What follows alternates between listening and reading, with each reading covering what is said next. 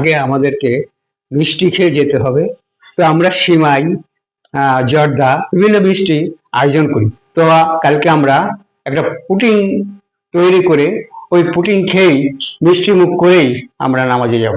তো দর্শক আসুন, আমরা আজকে একটা সুন্দর একটা পুডিং রেসিপি আপনাদের সম্মুখে উপস্থাপন করছি। প্রথম পাঁচটি ডিম নিয়ে নিলাম। ডিমটা সুন্দর করে ফেটে নিতে হবে, যাতে একটু কোনো ফেনা ফেনা পুরোটা উঠে যায়। পুরোটা ডিম এত সুন্দরভাবে ফেটতে হবে যাতে পুরা ডিমটা মিশে যায়, কুসুমটা ডিমের সাথে একসঙ্গে মিশে যায়।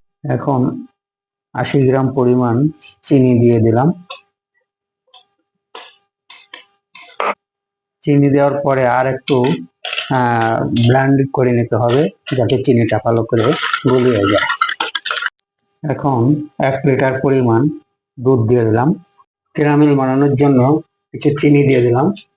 চিনিটা ভালো করে জ্বালিয়ে নিয়ে ক্যারামেলটা করতে হবে। ক্যারামেল বানানো কমপ্লিট হলো। এখন আমরা দুধটা ঢেলে দেব। সেদ্ধ পানির ভিতর ফুটিয়ে নিতে হবে 20 মিনিটের মতো। তারপরে 20 মিনিট পরে আমরা এসে দেখব যে পুডিংটা পুরো কমপ্লিট। দুধটা ঢেলে দিলাম।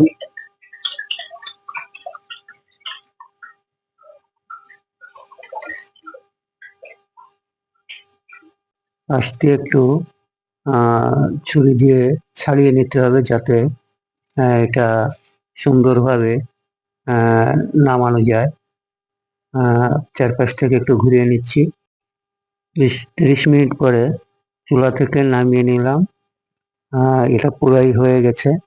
তো এখন আমরা আপনাদের দেখাচ্ছি যে কিভাবে এটা পরিবেশন করতে হবে। আমাদের পুডিংটা কমপ্লিট হয়ে গেল। দেখেন কত সুন্দরভাবে আমরা পুডিংটা তৈরি করে ফেললাম। আপনারা যদি কেউ এইভাবে পুডিংটা তৈরি করতে চান তো অল্প খরচেই বানাতে পারবেন।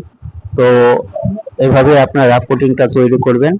তো ধন্যবাদ আপনাদের। আপনারা আমার চ্যানেলকে সাবস্ক্রাইব করেন যাতে আমরা পরবর্তীতে আরো কোনো নতুন রেসিপি আপনাদের সম্মুখে উপস্থাপন করতে পারি। ধন্যবাদ।